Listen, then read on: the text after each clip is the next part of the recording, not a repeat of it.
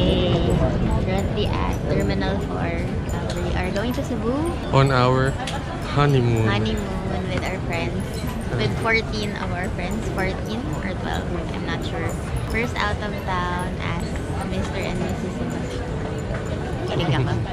And I am just running on 3 hours of sleep. Mga 4 naman. 4 hours.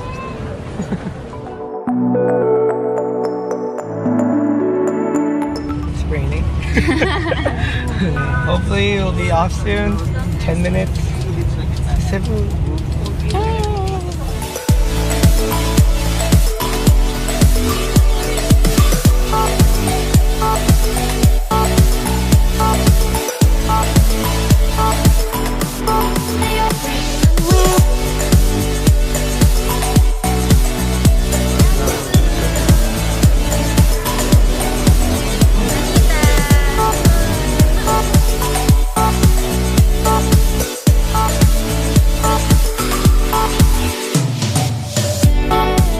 Stop is Sirao Farm. It's a flower farm. Ang entrance is 100 pesos. So it's really nice. They have a sunflower farm and look at that view.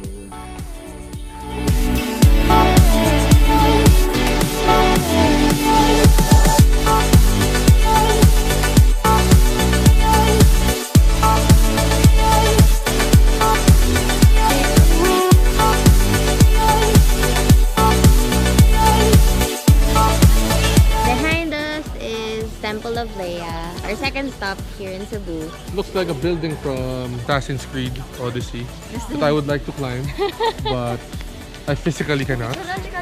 But it looks really awesome. Entrance fee is 100.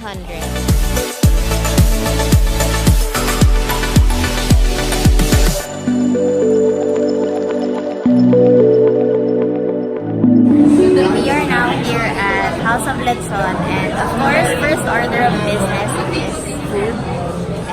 Hindi namin papalagpasin yung lechon.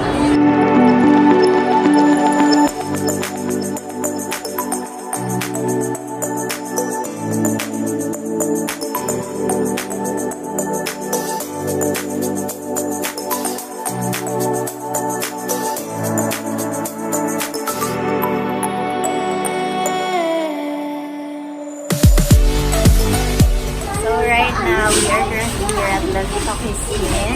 It's a French cafe. Super ganda ng ambience sa labas. I'll tell you in a while. So this is the cafe area. It smells so good. Freshly baked bread and coffee.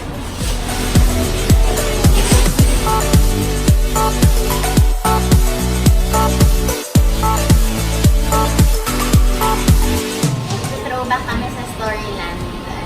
Fortune teller.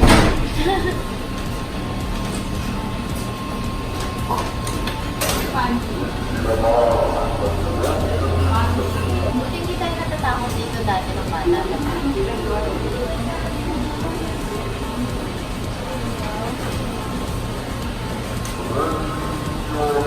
Naputol din siya sa akin.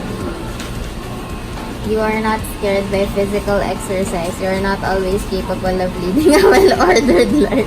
Sometimes the way one does things is important than the final result. Keep doing your duties and everything will be alright.